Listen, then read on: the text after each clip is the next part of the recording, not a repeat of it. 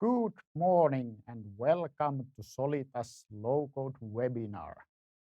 Today we are talking about secure scaling in low-code development and also security in low-code development. And when we are talking about low-code development today, it is OutSystems. So today we are talking about OutSystems, which is a low-code platform.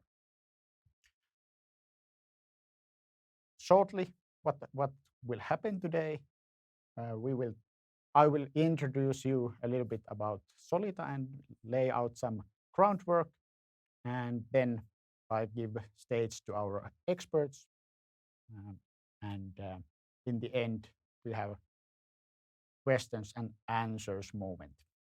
So during the whole webinar, you can write questions to chat, and if you have any questions, you can write them to the chat, and we answer them in the end. My name is Jasmo Hiltula. I'm head of low code in Solita, and I'm here today with Sezen de Bruijn, who is solution architect from OutSystems, and then our own Martti Alarantala, who is our systems architect and OutSystems guru in Solita. Just briefly about Solita, we have been founded in '96 in Hervanta, Tampere, and nowadays we have a little bit over 1,700 employees. In 7 countries, Norway is our newest addition to countries. We are not only software development company, even though we are today talking about software development, we are doing a lot of other things as well. And our thing is to combine human insight in technology and design. But that's about that. Here is our presence in the world. We are mostly in Nordics, as you see, but also a little bit south. So Finland is our home base, still the biggest country where we are, but Denmark, Sweden, Germany, Belgium, Estonia, and Norway is trying to catch up. Let's see how it goes. But today we are talking about software development, and Solita is, our background is in software development, and we are still software development powerhouse. We do basically all kinds of things regarding software development. We do greenfield stuff, we do tailored stuff, we do products, we do or productized development, we do low code, we do web analytics. Basically, we cover pretty much all the aspects of software development. We do embedded software, we do mobile development, all that.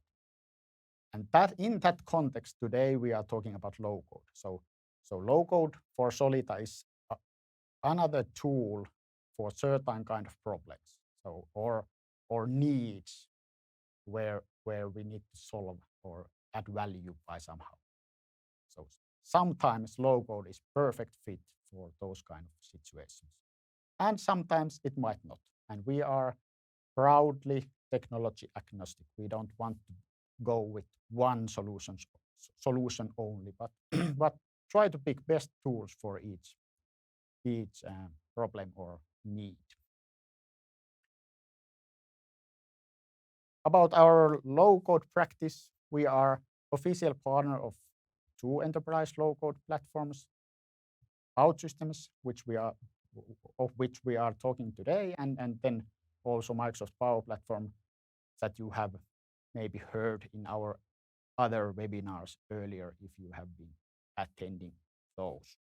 We have a little bit over 30 experts in this low-code area, and customers in all kinds of domains. So pretty widely, this is not only thing that is done in healthcare or manufacturing or media or something particular, but basically everywhere there is projects and interest towards low code. But this was my introduction to the topic today. And now I want to give the floor to Sezen de Bruijn from OutSystems, who will be sharing her knowledge about scaling up your digital factory. Good morning, everyone. My name is Sezen de Bruijn. I'm a solution architect at OutSystems. And I've been so for a little bit over 5 years, which means that I've seen a lot of customers try and scale up their digital factory. And it's one of the hardest things you can do with OutSystems or with any low-code solution. So I wanted to share with you some insights that I've gleaned. Of course, in the time period that we have here, I will not be able to share 5 years of experience with you. So I also included some footnotes for you to look up more information, and I'll tell you a little bit more about that later. All right. First, let's start with the basics. Low code. Low code is something that hopefully you all understand a little bit about already, but there's some specific characteristics that I need to highlight for you to understand the rest of my presentation a little bit more. So there's some specific characteristics that influence the way that you can scale up your factory. The first one is OutSystems and many low-code platforms are a full-stack development kit, which means to say that you can put them almost everywhere in your organization and they can do almost anything. And that is a terrible thing when you're trying to figure out what to do with it. The second thing is that OutSystems and many other low-code platforms can integrate with everything. So typically we see low-code being used in places where they are like a flexible layer on core systems, but also, for instance, towards the end user interface layer, which makes it also more complex to figure out what to do with it and how to keep it in scope and keep it secure and performant. Talking about keeping it secure and performant, those non-functional requirements also don't make life much easier. Most low-code products, at least OutSystems, comes packaged with all of these things already into the product and like having things in place there. But even so, you need to have some governance in place to make sure that things stay safe and secure and performant. And typically you see organizations having their own rules and requirements around it as well. And then the last thing to highlight is that OutSystems comes with a full lifecycle management solution, which is something that most enterprise organizations require. But luckily, you already have that one because it comes out of the box. But you might want to extend it with tools that you have within your organization. Then let's look at the enterprise. Enterprise architecture and concerns and goals that you see within them. What you see there is we have typically a segregation of responsibilities that we're trying to have within our enterprise. So we're trying to figure out which tools should be in charge with which things, right? Which means that we're trying to sort of put things into a box because that makes things easier. Additionally, we typically see a lot of requirements around when do we allow a tool to be effective within our organization. So we are talking about making sure that security is very well scoped, and we will have a session on a little bit more about that later. So stay tuned for that. I will not be covering it as much in my presentation, therefore. But we also have other like non-functional requirements that we need to have in place.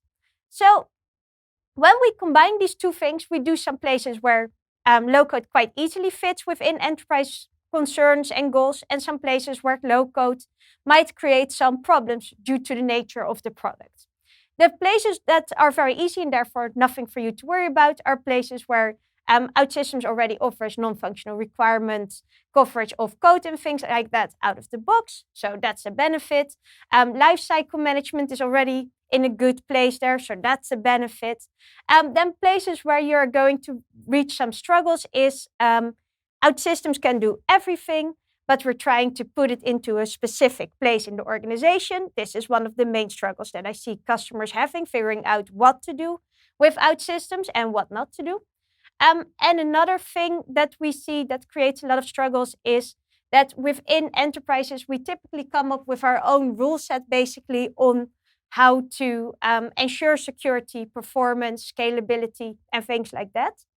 And OutSystems offers their own out-of-the-box way of doing that. That might or might not be the exact same thing as that you came up with yourself. So there is a way of trying to figure out how to make sure that OutSystems fits within your corporate guidelines without forcing it to be completely different than what is the most efficient way for OutSystems to be. And then the third question is, of course, governance. Like, how do we govern this? And for that one, I have another chapter, which is basically talking a little bit about adoption paths. You see, most customers start with a solution-oriented approach when they start with OutSystems, which is to say, they basically put the first project that they put in place into its own isolated place where it's not necessarily completely integrated with the rest of the organization. The team can make decisions by themselves, and there are some allowances made to be fit within the architecture without doing exactly the same thing as are required in the governance principles, which is a very nice place to be for innovation purposes. But of course, at some point, when you're starting to make it a big platform, typically we see people switching over more to the centralized governance model, where we have the enterprise basically laying down rules on how to use OutSystems, and also having security principles and other governance principles really applied to the platform in the same way. And this switch from solution-oriented to a more governed way of working is typically where we see the most struggle when customers try to make this switch. Because suddenly we need to deal with a lot of difficulties that come from the enterprise that otherwise we would not be seeing. And the difference between centralized governance that we see here and decentralized governance, which is, I think, the target for many companies nowadays, is that when it's with a centralized governance, we have someone basically laying down the rules and checking if you are complying with it. Where if with a decentralized model, we allow people to make their own decisions based on a lot of enablement and education that people can take towards themselves. So the difference between these two models comes down to the way that you deal with your center of excellence, which, by the way, you need to have, even if you're still in the very early moments of adopting OutSystems. You should have someone who comes up with like the standardized practices and understanding how OutSystems should be embedded in your organization. If you want to understand a bit more about it, I put the green bar on the bottom. This is basically the session on our One Developer Conference in which we've covered this as well. And recordings of that session are available online. And that green bar will be on pretty much all slides going forward. So you have a lot of research to do afterwards if you want to know everything. But the OutSystems Center of Excellence basically makes sure that we set up shared functions. So people with a specific expertise that can support the different implementation teams that we have. And it also provides things like, for instance, a set of architectural best practices that people should follow. These architectural best practices and the role of the Center of Excellence should be different for different adoption paths. So we see that within a more solution-focused area, you would perhaps still require things to be secure, but it can be secure in the perfectly OutSystems normal way. Whereas when you're being in a very centralized governance model, typically what we see is people try to enforce the security rules and principles that they came up with for IT in general, whether it fits or not. And in a decentralized model, we see people, Center of Excellences, be much more educational in the way that they approach things. So they actually come up with a set of architectural best practices, which they provide to people, and they educate people on how to embed them, rather than going towards the teams afterwards and checking if they have actually done it. So it's a different approach of getting to the same thing. So the big problem, as we've just laid out, is the switch from the solution-oriented approach, where we can be very self-contained and do things in the way that's optimized for our solution, towards a platform approach where we're dealing with a lot of different other technologies that we need to integrate with, where we're dealing with the governance laid down practices and rules, but also where we are starting to perhaps expand the scope towards different teams and people needing to collaborate with each other. So I wanted to take you through sort of a small touristic route of all of the things that can go wrong in this and how to deal with it. So first things first, enterprise architecture. Beautiful thing, should definitely have it. But it should also be a living entity. So it should not be a set of rules defined upfront and never touched again. So what should it be? It should be a set of best practices on how to use technology in the broadest sense and how to use OutSystems in the case of OutSystems, right, in the specific sense. That is something that you can build up front, but that should also be adjusting with the changes of the technology and the changes of the time. It should be focused on the outcome, so what do we want to achieve with it, and on specific principles like reusability, governance, and autonomy. That's what enterprise architecture, in my opinion, should be. It should be a living type of document. What it should not be is a very specific on the implementation type of document. So it should not require a specific implementation practice. It should say, this is what we want to achieve, and these are ways that you could achieve that. But if you come up with a different way to achieve the same result, it should also be fine. So I would like to invite you all to also challenge existing requirements when they don't make sense for your project or your technology. And specifically in this case, if they don't make sense for OutSystems, right, to deal with. Because what we see is that sometimes there's security requirements in place because the security requirements are in place and nobody really knows enough about this security requirement to see if we can abandon it or not. So we just leave it there for forever. Same for performance and other like non-functional requirements. So to ensure that we are doing things that make sense, feel free to question that. Feel free to ask, where is this coming from? What are we trying to achieve? Can I achieve it in a different way? And then finally, in general, we have a lot of technologies in our enterprise organizations, right? So there's going to be specialized best-of-breed technologies for almost anything. And there is a sort of a desire to add maybe more technologies in because it's so good in this one particular thing. And you should definitely do it if it makes sense and it's core to your project. But I do see that teams that have many different technologies to work with, that they need to maintain specialization in, become big, they become clunky and less able to collaborate. Sometimes they even become multiple teams to be able to actually have all these disciplines together. And at that point, you're slowing yourself down a little. So if you want to maintain agility and speed, I would say try to do it with as minimal amount of technologies that you can possibly use, while still maintaining the best of breed solutions that you definitely need. I recognize that that's a bit of a vague definition. Then a little bit about architecture, the evolution. A typical customer starts here. So we have one application, it grows. Then it grows so big that we're splitting it out into perhaps some modules and to maybe a couple of different applications working together, getting stuff done.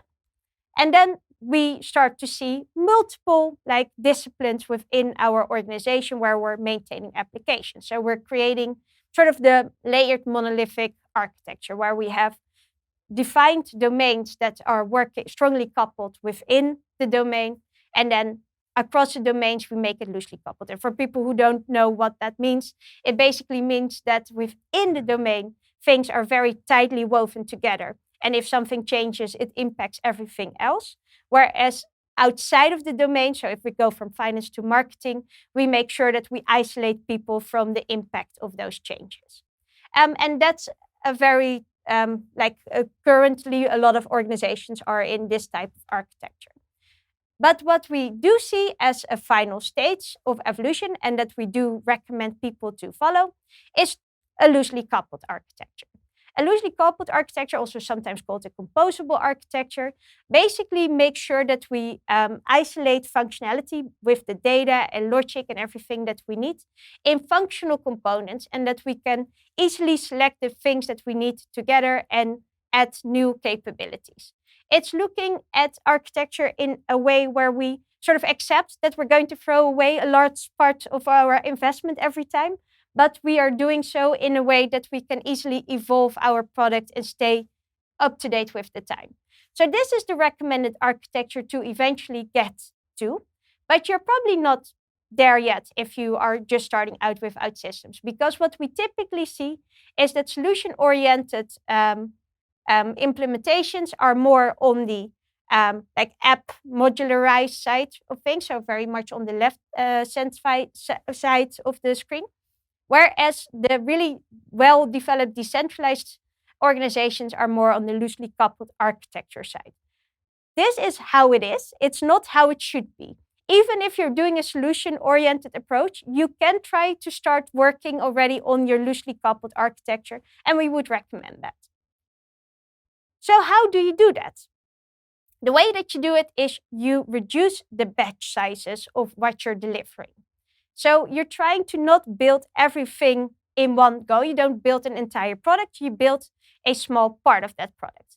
And in fact, you try to make it even smaller than the complete functionality, because you try to make something that you can go to the next environment, can go to production very quickly and very frequently.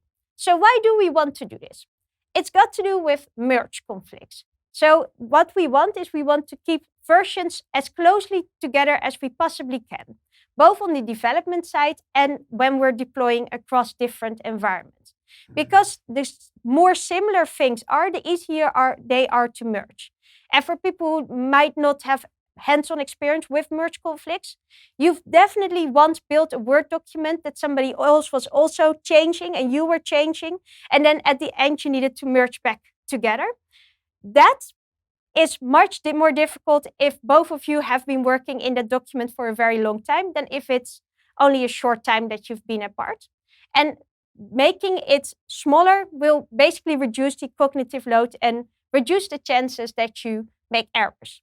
So by keeping a small amount of work that you're bringing to the next environment every time, you can reduce frequency of errors and things like that.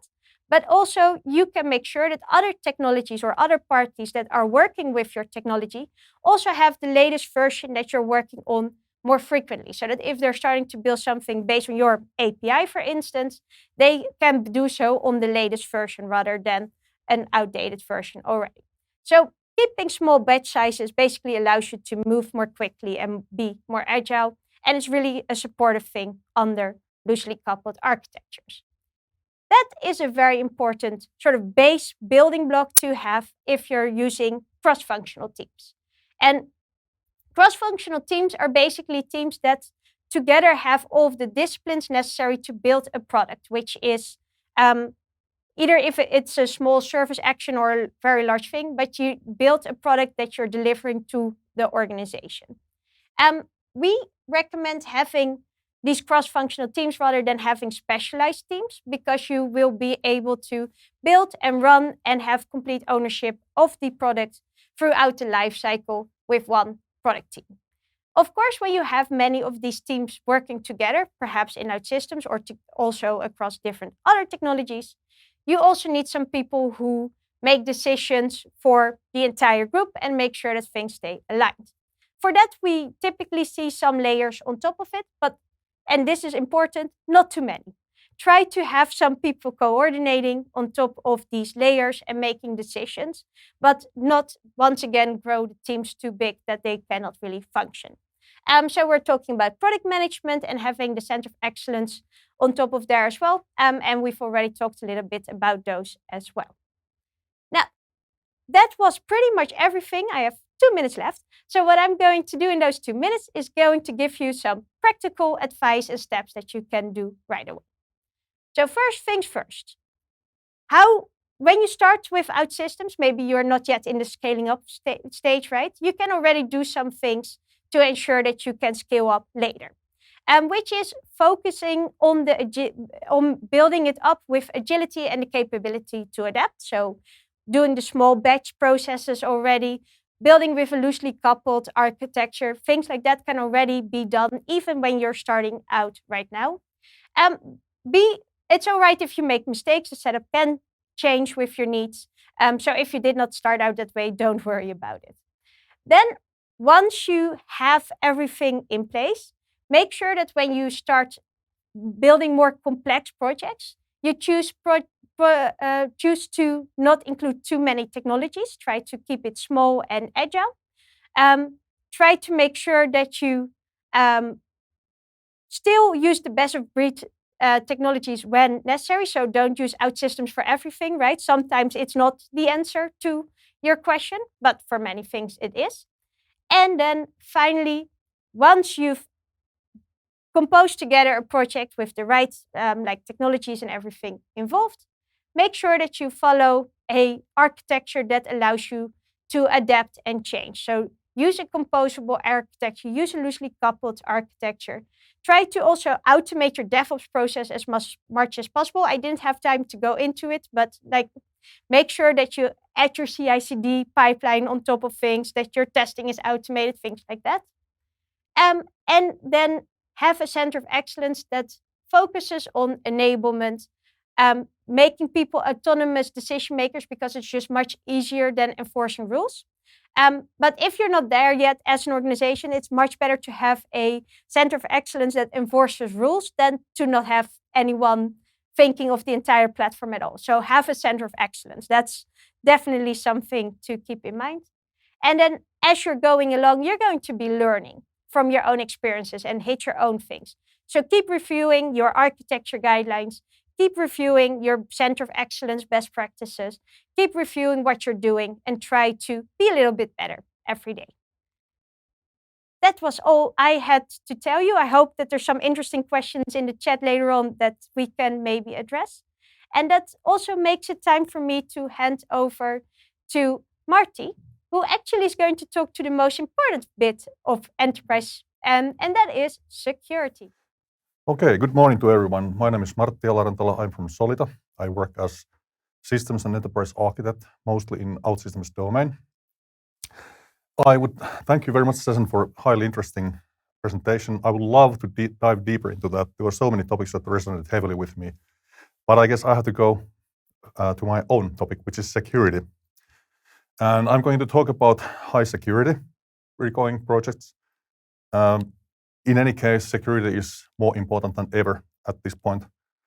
And it's a huge topic, so I'm going to just scratch the surface at two hopefully interesting spots. And I'm trying to make it in such a way that people who have been working with OutSystems get something out of that, and also people who have not been working with OutSystems get something out of that. So you guys with no OutSystems background, if I use weird terms that you don't understand, skip them happily, because they probably are OutSystems terms. So, I'm going to talk about combined experiences from several OutSystems projects that require security. Some of them are related to healthcare. Obviously, that is something where you really need to be careful about your information. And some are with financial domain, and there you have seriously high security requirements. One of the clients we have, they have several Finnish and international agencies or authorities watching their operations, so they really have to be careful about everything, including security clearances with the Finnish authorities, stuff like that. It's very limited time, so I'm going to talk about, first of all, development personnel security, and then access control, which includes not only end user security, but also internal system security. And I would like to talk a bit more about this little tidbit here, but there's a link there, so in case you are interested. When we started one of the high security projects, the customer had a requirement for ASVS, Application Security Verification Standard, version 4, level 2. And that was a bit tough because at the time, OutSystems had absolutely nothing about that. So we hired this guy to write his thesis, MSc thesis about that. And afterwards he said, man, this would have been more like a dissertation, doctoral dissertation. We said, yes, you are right. And anyway, he did a really good job, and you can get familiar with his results through the link there. It's publicly available. Great. So, develop personnel security. This is something that you can't just neglect. There's no way to do that. What do we need? We need to have, just a minute, I'll go back. We need to have, first of all, obviously, the development personnel must be properly authenticated. There's no question about that. We must strictly manage their rights. Everybody must have the rights needed for the job and nothing more. And you mustn't have dangling rights. You mustn't have weird rights combinations. You have to be very careful about that. And of course, you have to implement that in your daily work. Process-wise, and this is something where OutSystems cannot help you, but process-wise, you have to have a process in place to document all the roles and access rights. You must have maintenance, for the documentation, and the rights. Somebody this sounds really obvious, but you often get problems with this and mistakes with this. Somebody leaves the team, you must revoke the rights. If you don't have proper documentation, you will find people, oh, who's this guy? Haven't been working for us for 3 months, and now he's still here. So, what does OutSystems offer? IT users is a term in OutSystems. It means people who do development, developers, testers, project managers, architects such as myself, and so on. OutSystems offers integration to IDPs such as AAD and Okta. And there was a weird anomaly there. This is pretty new. I think it came to general availability stage in August last year. Until then, it was only username and password, which was a bit like an interesting issue. But anyway, now we have that. And what is more important, OutSystems offers a very rich set of functionalities to handle roles, teams, and access rights. That's something that is really good. And because it's powerful, it's complex. But when you get your head around that, it's going to be very useful for you. And my advice is think about this early on, because I will show you a slide in a minute that tells you why I say this. It's really complex. It's really powerful. There's lots of degrees of freedom. So you really have to work it out how to best use it. And OutSystems does some advice in their documentation, and there could be a bit more patterns. We have developed our own patterns, and that's something you will want to do very early on. Some of the problems, it's not really a problem, you can get around that, but there's integration to IDPs, but for example, you cannot use AAD groups in any way. But on the other hand, because OutSystems rights access management system is very complex and multidimensional, it would be very hard to think about what to map the AAD groups to. Right, now hold on tight onto your seats. Everything starts with this little blue box. It's a team. Team has applications assigned to them. And now I use the generic application or code symbol there. That's because in OutSystems parlance, when you say application, it doesn't necessarily mean something that the end user sees. In OutSystems, application is a building block when you build systems and deliveries and stuff. It can be something that serves in the background, it's a backend service, or it can be something that the user sees. Or it can be a very generic kind of application that offers very generic services, such as checking social security number validity and stuff like that. So next you have the orange box is permissions. That's or role actually. It's a role that is a permission list. It tells you what you can do with the applications assigned to your group. So you are always connected to a team with a list of permissions, and those permissions are valid for the applications that are connected to the team. Am I getting you confused already? And this is not so simple. You can have multiple teams with multiple permission lists or roles assigned to you. And you can also have direct permissions to a application or more than one application directly without a team being involved.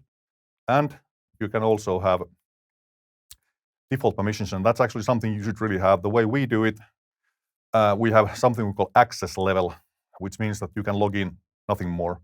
And on top of that, you have then your team-based permission lists, and then you have also your direct application permission lists. So as you can see, this is getting pretty complicated. And something I did not mention yet is that when you have an OutSystems infrastructure, it's made up of environments. The minimum configuration is one environment for development, another for testing, and a third for production. We would recommend you have a fourth pre-production environment in most cases when you get serious like big systems, so you really need 4 environments. And the permission lists are complex because they handle each environment separately. So if you are a developer, you would typically have rights to create and run applications in development, but you would only browse them and see them in test environment, and you would have no part in them in production. If you are a tester, you can see what's in development, and you have all the powers in testing environment, and you can browse things in production. That's two simple examples how it will work, really. Then we have infrastructure, which means the before mentioned like environments. You can do stuff there. You can manage users. You can manage licenses. Lots of different things you can do there. And usually it would be the admin who would be given those rights. That I mentioned already. You could also basically give rights to infrastructure to other actors, but you would normally not do that. Oh, the directory did something. Okay, good. So how did we use this? Like I mentioned, as you can see, I will go back to the previous slide. It's really, really complex. So you really have to think about how to use this best. And as is always the case with complex systems, you have to really like kill all the degrees of freedom and decide how to use it. And this is how we use it. So we have the blue box is a team again. It's developer team number 1, and it has its own domain where it's assigned to. And now you can see that I'm using the word domain that Sezen used earlier. And now careful, it has actually dual meaning here. It can be what you think of in general when you think about domain. You can think about like business domain. But in this case, it's a building block when you make OutSystems. An easy way to think about, I will have a better picture about this later on when we go to the other topic, but you can think about microservices basically. It's not technically the same, but conceptually it's very much similar. So you have tightly coupled units, domains, that have loose couplings to each other.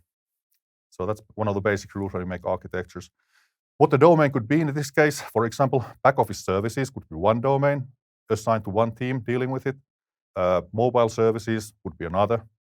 Online services would be a third. You could probably have one team assigned to each of those. And those teams would then have rights to access their own domain or the applications in the domain. And you can have any number of these in a big system. And this is, I think this picture resonates nicely with what Sezen said, because that's how it will be in real life projects with big projects. That's the way you will have to handle it. Then we have, in our case, we have implemented a secure team. Those guys have access to applications that we consider needing extra security, such as secret management, logging, user management. So that's this team's domain, and it must be restricted because that's the customer requirement. Basically, they want to have it this way. But I don't think it will be very uncommon to see this in other cases as well.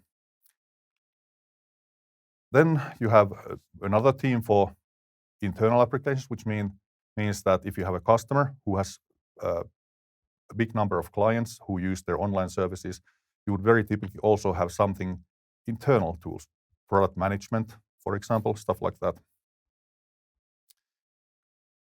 Then you have support tools. Those are tools that are used in development, and those are darker shade of blue because those are something that you not create yourself. You get them from OutSystems. Examples are application feedback, which is a way to collect feedback from your applications, from your customers. Another one is, it used to be called Architecture Dashboard, but now it's AI Mentor Studio, because AI has to be everywhere nowadays. And it's a great tool for an architect. And we also encourage our developers to use it because it gives you a very accurate picture of what's going on. You can spot bad code, bad solutions, bad dependencies, and so on. And there's another tool called Discovery that does pretty much the same. They are really closely related, and I think OutSystems is going to combine them in near future. Platform components, those would be, yeah, of course, and you have separate developers. Sorry about that. So you have like separate kind of permissions for these, because almost everybody needs those, so they have use access to them, but they can actually change anything there. And then you have platform components, which would be kind of JWT. There's something called Crypto API that is used for encryption. You have BDD framework and for testing. You have users for users management and lots of UI stuff. OutSystems comes with a lot of different tools and patterns and components for UI development. And then finally, you have platform administrations. In what you would typically have in all cases would be something called DB Cleaner. You need to clean up the database periodically, so DB Cleaner is used for this. and the mobile version is funnily called DB Cleaner on steroids. Yeah. So this is how we do it, and as you can see, it really takes some thinking about how best to deal with this, and it's always very much customer and project specific. So this is kind of consolidation of things we've done in 3 different projects, but I think it gives you a pretty good generic idea on how this would work. And of course, you have testers, and they would have rights to almost everything, like all the applications. But in the limits that I mentioned earlier, their permissions would grant them rights to see and use what's in the test environment, and they can only browse things in development and production. And then you might have the almighty administrator who can do everything anywhere. And there are a lot more, but I think this will be enough for this, like I said, scratch on the surface. This should give you an idea of what's possible and what you should think about when you start working on this. And my recommendation really is to get started with this early on. When you start your project, think about this, what kind of developers you have, because maybe you start, like Sezen again said, you start with more small things, but very quickly you will have a lot of people working on the project if it's of any reasonable size. So it's really good to think about these things in the beginning. Yeah. Access control, another interesting topic. What do we need here? We need end-user authentication, and we also need roles, role-based authorization. We need to have functionality authorized by role. We need to have data visibility governed by your role. But this is for end users, but we also need something for system actors, because in a complex system, you will very likely have automatic processes. You will have background processes doing data updates, data syncs, stuff like that, sending regular emails, lots of different cases. And we also need to, if for nothing else, we need to log the actions of those automatic systems. And then we need to safeguard against some really common attack vectors, like using direct URL access. You get an URL somewhere, and hey, let's try this URL, what will it do? Then a common vector is grabbing a URL. Oh, this looks like an account number. Let's try to increase it by 1. What happens? SQL injection and cross-site scripting, those are typical attack vectors that we need to safeguard against. And OutSystems does a lot for us in these respects. First of all, we have integration to a number of IDPs, and there's a very rich scheme. Again, see where I'm going. We had a rich scheme for development people access, so we have very rich system also for end user access. OutSystems offers basic session management, session timeouts, and stuff like that. And then there's something important that we also need to take into account. When you create a system with a web front, you need to connect to the backend in some way. And OutSystems offers a very nice automatic system here. It's like kind of hidden REST API, you can say.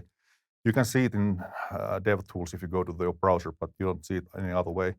And it offers really good protection, for example, XSS. And it also makes development faster because you don't have to worry about that. It's one of the things where OutSystems really takes care of the boring boilerplate stuff for you. There's also defenses against OWASP top 10 threats. The only one that cannot possibly be handled by OutSystems is insufficient logging, because that's something that on the responsibility of the developers. And recently there is also a version for OWASP top 10 for low code and no code, and that's also being handled by OutSystems. One of the annoying gaps is, however, that you cannot restrict access to end-user applications based on IP addresses. So in some places, we need to do some coding to restrict the access. For example, admin tools is one place where we do this. We want to allow access from only certain IP addresses there. And a good example of OWASP defenses is SQL injection. OutSystems, I'm hesitant to use the word code. When you create systems with OutSystems, it's basically very graphical. It does lots of stuff. It has like very good code analysis system. It was AI long before you had Copilot or anything like that. And a good example, what it does is it warns you if you have a SQL injection threat in your code. It also gives you advice like, what should you do about it? How should you handle it? That's just one example. There's plenty more, but the time is a bit limited. So I think we might carry on to see how this works. So again, referring to Sezen's nice presentation, the green box is a domain. And inside the domain, we have components. I will not go into detail about that. I will just give you the broad overview of the pattern that we use here. So inside our domain, we have, not necessary, but in this case, we have end user application. That's something that obviously the end user interacts with. Then we have something called external REST APIs, and external is in quotes because it's a REST API just like any REST API, but it's offered only to the parts of the same system in the safe environment. A lot of the times we have to use APIM or something similar, but basically it's not wide open to the internet. It's just like inside the same, because again, like Sezen said, we rarely work in isolation. We always have other systems that we work with. So that's what we are using this for. And then there's an OutSystems term, OAPI, which means loose coupling. OutSystems components offer APIs to other OutSystems components. You can do it in, well, skipping some details, in two ways. Server actions, which means the tight connection. If you change module A that has tight connection and publish it, you have to publish module B as well. And then you have service actions, which are loose couplings. It's sort of REST API, but you don't see any of that. And in those cases, you can change module as long as you maintain the interface. You don't have to republish the other module that depends on the other module via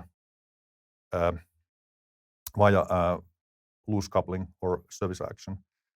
So those are the three kinds of access that we have to the logic in our module. And all that this goes through access control. You see, there's like, I try to make it look like steel bar. And that's basically, you can imagine a front door through which all the traffic goes. Everything goes through the front door. And there are three different connecting points because we need different access control for all of these. If we start from the left, the user interface, of course, you have authentication, and you must have very strict access control in place. You make sure that this guy who he or she says he is, has the sufficient rights, has the session in, everything is okay with the session, and all that, has the right role to access this functionality. If you then think about the REST API, that also requires some authentication. We make sure that the calling party has the rights to access the operation that they are trying to access. And then you have the OAPI, which has the least controls, because basically when you get that far, you've already been through the front door. So you can make the call without having been through the front door in the first place. So there we have some minimal checkings. But as you can see, we basically trust nobody. We make really strict checks on security. And then the next part is business logic. That's pretty common. It doesn't really matter what technology you use. Business logic is business logic, understands the particularities of this business domain. And then you have the database. All this is hidden behind the access control front door. And now comes the picture that Sezen commented about. So you also, where do the OAP calls come from? A system is made up of a number of domains. And we have really noticed in practical cases, in real life, that it's a good advice to make small domains. One of the big things about domain is you can deliver, you can publish stuff independently of each other. If you have a service that is used by many domains, you can change the service and again maintain the interface, and you are out of trouble. So you can make calls from business logic to use the services of other domains via their OAPIs. You never do anything else. You never go across the domain borders. And OutSystems Discovery tool helps you in this. You can build the domains in there, and then it can run checks on your software system and tell you, oh, this module is making an illegal call to this other module.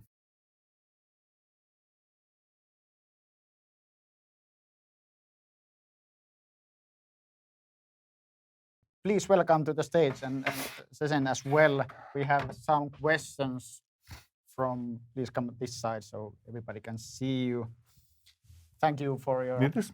really interesting, no thank you, but have it anyhow, really interesting presentations. And there was a couple of questions in the chat. And you have still time to put one more there if somebody has something in their mind. Testing was mentioned. How do we think about testing in general? What is the, like, how should you approach testing in OutSystems? I mentioned BDD framework in my presentation, and that's what we use. It's unfortunately that's not my area of specialization, but we have some quite experienced testing guys who use it. We have all the normal stuff. We have regression testing. We have unit testing. We have something called witch hunt, which means that we do the system testing and of course integration testing and everything. We have all the tickets for those in Jira, so they are nicely connected to everything else that we do. So BDD framework is the way to go. And if you want to say something. Yeah, so the way that I look at it is you have the testing pyramid basically. And normally in normal, like if you're just doing high code, at the bottom of your testing pyramid, there will be technical unit tests. You don't have them in OutSystems in the same way. You have functional unit tests. So that's where we use the BDD framework. It should be the largest portion of your test set. Because they result in quick root cause analysis. So if they fail, you know what's wrong, which is a preferred outcome because otherwise they fail and you're 2 days in trying to figure out what's wrong. And then you probably stop running your test set, is my experience, because you don't want things to fail.